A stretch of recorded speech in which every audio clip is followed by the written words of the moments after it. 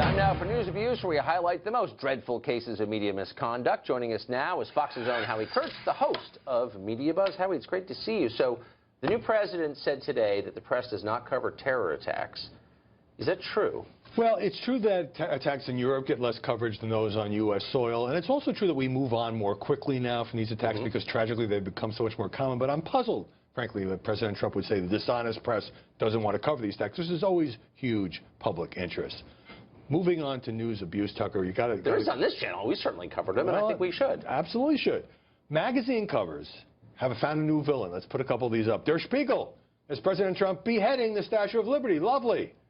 Bloomberg Business Week says, insert hastily drafted, legally dubious, economically destabilizing executive order here. And worse for last, Ireland's Village magazine, crosshairs on Trump's head with the headline, why not? But thankfully, Tucker, it concludes that it would not be right to assassinate him. Yeah, I don't even know if we're putting it on the screen. Maybe we shouldn't even show it. It's pretty over the top. So the piece in the magazine debates whether or not it's a good idea to murder the president. It says it's not a good idea, but nevertheless, let's sell magazines by putting the crosshairs. But there is a debate. Like, this is just something that people debate. Is it a good idea to murder the president of the United States? Right.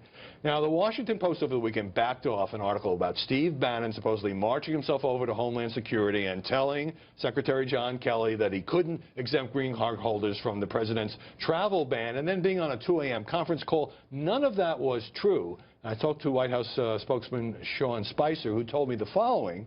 For a paper that's criticized us about the use of facts, the idea that they didn't follow basic journalist standards and then excuse their pathetic reporting is unbelievable. The problem is the reporter Josh Rogan didn't call the White House for comment. The paper did put out an editor's note, updated the story of Spicer's comments. Spicer still wants an apology. So, I mean, typically, going back 100 years, the protocol was if you're writing about the White House, you call them to see what they think. But if you consider them morally reprehensible, I guess you don't have to, right? Well, especially if you have a story based on unnamed sources in which you're making allegations against top officials and that were in meetings and phone calls. You know, you would want to have a chance for them to punch back, if only to protect yourself. So I don't get, like, not calling for comment. It's, to me, it's journalism 101. Now, there was a story that made the rounds. The Fox station in Detroit reported this. It was picked up by BuzzFeed, New York Daily News, kind of around the world. An Iraqi refugee in Michigan claimed that his mother died because of Trump's temporary travel ban when he was trying to bring her from Iraq to the U.S. for medical treatment. She died because of him, this man said. Turns out the same Detroit station later discovered that this was completely and totally untrue. It was a hoax.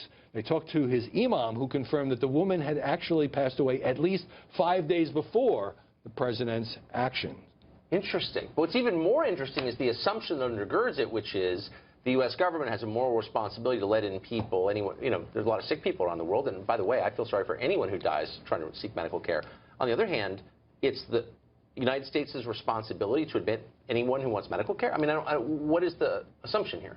Well, the assumption would be that she could have come if it wasn't for this arbitrary and heartless temporary ban. And, you know, the idea is if you can find emotionally wrenching cases, and there have been some of people stuck at airports and so forth. Sure. Okay. But, look, we can all fall victim to hoaxes, but what I don't understand is why there's such a rush to put these claims on the air before you can verify them. Take another day or two, check it out. People sometimes lie. They make stuff up. Yeah, they often do. I know there weren't a lot of interviews with people in, say, Wichita saying, you know, I feel safer now.